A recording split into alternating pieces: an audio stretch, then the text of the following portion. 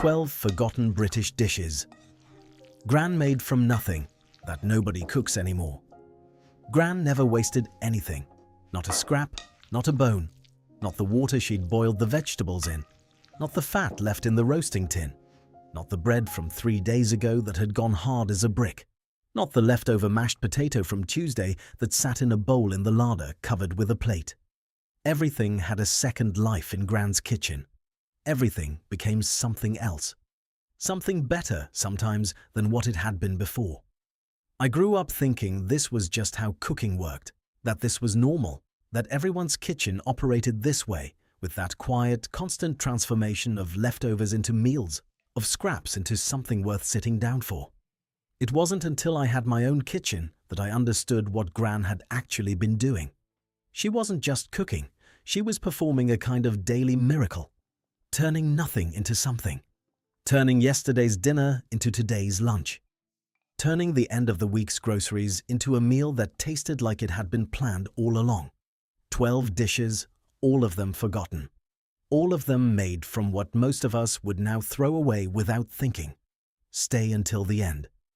Because the last one is the dish that surprises everyone, the one nobody expects, the one that Gran made on the quietest, emptiest days of the week, and that tasted better than almost anything else she ever put on the table. The first forgotten dish was Bubble and Squeak, the Monday dish. The dish that appeared without fail the day after a roast. Leftover mashed potato and leftover cooked cabbage, or Brussels sprouts, or whatever green vegetable remained, mashed together in a bowl, seasoned generously, then fried in the dripping left over from the Sunday joint. Pressed flat in the pan, left alone to form a crust on the bottom. A dark, crisp, slightly smoky crust that smelled like Sunday still lingering into Monday. Then flipped, or attempted to be flipped, because it always broke a little and Gran never minded, and crisped on the other side. Served with a fried egg on top or with cold sliced meat from the weekend. That dish had no recipe. It had whatever was left. It tasted different every week depending on what the Sunday before had produced. And it was always good. Always. Because it was made from things that already had flavor. Things that had already been seasoned and roasted and cared for. Gran was just giving them one more chance. The second forgotten dish was dripping on toast. This one nobody makes anymore. The fat that collected in the roasting tin after a joint of beef or lamb, dark brown at the bottom where the meat juices had caramelized, pale and clean above it, was poured carefully into a white ceramic pot and kept in the larder. That dripping was spread on thick-cut toast, still warm from the grill, spread generously like butter, sprinkled with salt. That was it. That was the dish, and it was extraordinary. That dark jelly at the bottom of the pot, the concentrated meat juices, was the best part. You spread it carefully, making sure everyone got some of the dark. The children always wanted more. The adults pretended they didn't, but always took a second piece. Dripping on toast was the snack, the after-school thing, the late evening thing, the thing you made when there wasn't much else but there was always dripping in the larder, which there always was. Because Gran never threw the dripping away. Ever. The third forgotten dish was bread pudding. Not bread and butter pudding. That's different, that's elegant. Bread pudding. The one made with stale bread soaked in water, squeezed out, mixed with dried fruit and sugar and spice and egg and sweet. Pressed into a greased tin. Baked until dark and dense and slightly sticky on top. Cut into squares when cold. Kept in a tin for a week, got better every day. That bread pudding was made from bread that was too old to eat any other way. Bread that had gone beyond toast, beyond breadcrumbs, into the territory where most people would have thrown it away. Gran soaked it, squeezed it, mixed it into something entirely new. Something that had nothing in common with the bread it came from. Something that smelled of mixed spice and warm sugar, and something ancient and comforting that you cannot name but that you would recognize anywhere. Do you remember the smell of bread pudding baking? That smell belongs to a particular kind of afternoon. A cold one, a quiet one, a safe one. The fourth forgotten dish was faggots.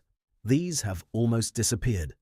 Minced offal, liver, heart, lights, mixed with breadcrumbs and onion and sage, and bound together into round balls wrapped in caul fat. Baked in the oven in a shallow tin, pressed close together until the caul fat melted and basted each faggot in its own richness, served with thick gravy and mushy peas. Faggots were a way of using everything. Every part of the animal that couldn't be sold as a prime cut went into faggots, minced, seasoned, transformed. They came from the tradition of using everything, wasting nothing, finding a way to make something nourishing and satisfying from the parts that otherwise had no obvious use. They were sold from butchers' shops wrapped in grease-proof paper. They were served in the works canteen. They were made at home on winter evenings when the oven was already on and there was offal to use up. And they were good. Deeply, properly, unexpectedly good. The fifth forgotten dish was tripe and onions. Bleached white tripe, the stomach lining of beef cattle, cut into pieces and simmered slowly in milk with onions until tender. Seasoned with white pepper and a little nutmeg. Served in that pale, creamy, gentle liquid. Tripe and onions is one of those dishes that divides opinion completely. Those who grew up eating it remember it with real affection. The texture that isn't like anything else. The mild, clean flavor that lets the onion and the milk come through.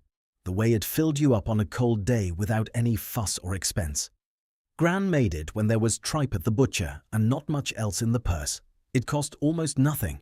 It fed everyone. It asked nothing of the kitchen except time and a little milk and patience. The sixth forgotten dish was peas pudding, not mushy peas. Peas pudding, yellow split peas soaked overnight and boiled in a cloth with the ham hock until soft enough to push through a sieve. Seasoned with salt and pepper and a knob of butter. Turned out of the cloth in a solid golden round that held its shape. Sliced and served with boiled bacon or cold cuts or simply spread on bread. Peas pudding was the protein of the poor, dense, filling, cheap, made from dried peas that kept for months in the larder. A bag of split peas cost almost nothing. The ham hock that cooked alongside it flavored the whole thing. 2 cheap ingredients, 1 complete meal. That's what Gran understood about food that most of us have forgotten. That cheap doesn't mean less.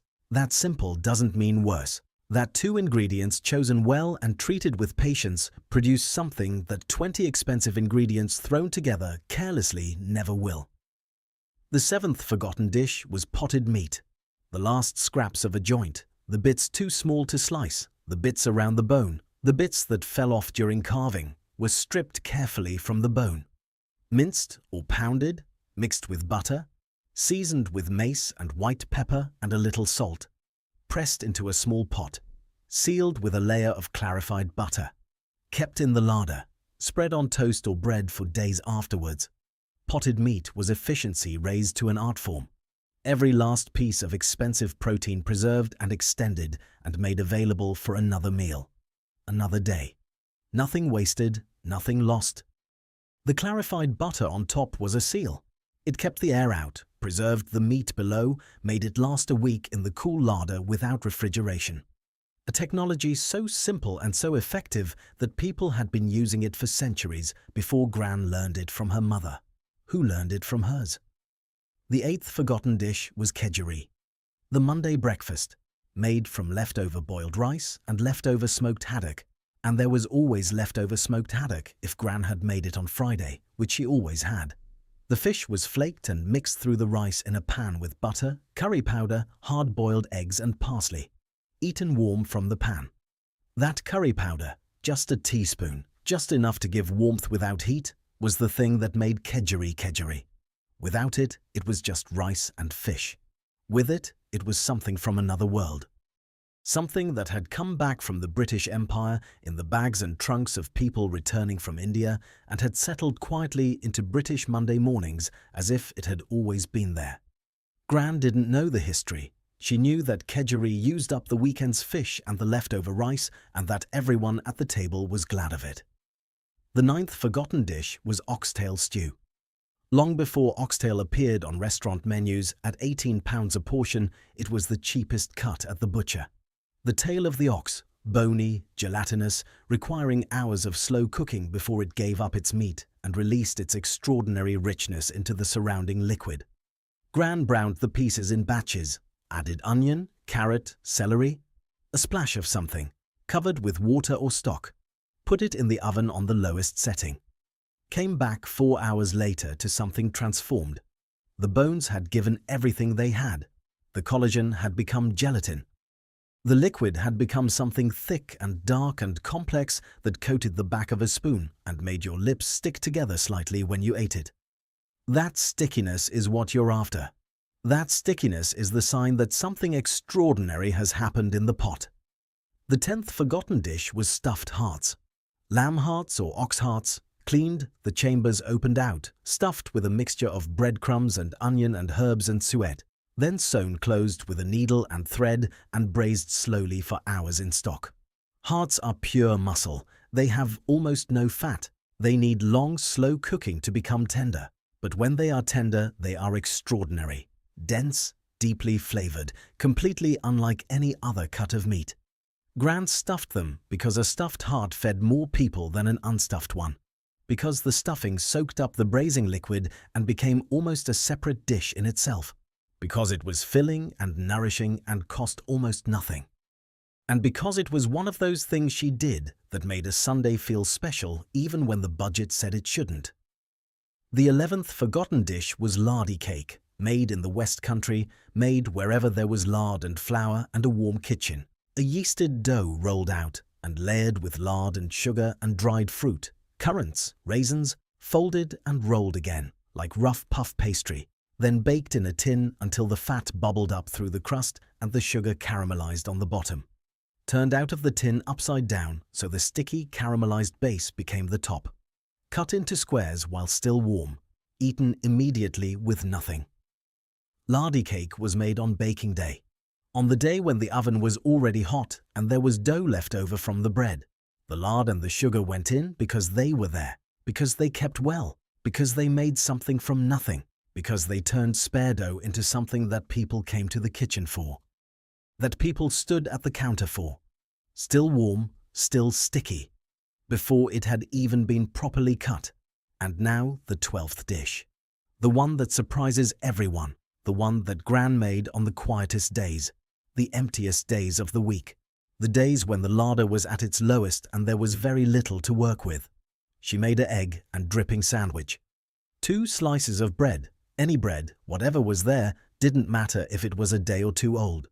Dripping spread on both slices. An egg fried in a little more dripping until the white was set and the yolk was still soft. Salt. That was it. That was the whole thing. And it was one of the best things I have ever eaten. Not because it was sophisticated, not because it required skill, because it was honest, because every element was exactly what it was. The egg tasted of egg. The dripping tasted of all the roasts that had ever been made in that kitchen. The bread tasted of bread. And the combination of those 3 simple things, eaten at the kitchen table on a quiet afternoon with no ceremony and no fuss, tasted like everything that was good and certain and right about the world as it was then. These were 12 forgotten British dishes. Bubble and squeak from Sunday's leftovers, dripping on toast spread thick and salted, dense, spiced bread, pudding from stale bread, faggots from minced offal wrapped in caul fat, tripe and onions simmered in milk, peas pudding from split peas and a ham hock, potted meat from the last scraps of the joint, kedgeree from leftover fish and rice, oxtail stew that turned the cheapest cut into something extraordinary, stuffed hearts braised slowly until tender, lardy cake from spare bread dough, and a fried egg and dripping sandwich on a quiet afternoon. 12 dishes made from nothing. From what was left. From what most of us now throw away without a second thought. Gran would not have understood that. The throwing away. The not thinking. The assumption that if something was left over, it was finished. Done. Without purpose. She would have looked at what was left and seen the next meal already. Already there. Already waiting. Already almost made. Tell us in the comments. Which of these did your Gran make? Which one did you eat as a child and haven't thought about in years? Which one surprised you? And which one are you going to try this weekend? Every dish remembered is a kitchen kept alive. Leave a like. Share with someone who remembers these. Subscribe, because Gran's secrets don't run out. There are always more.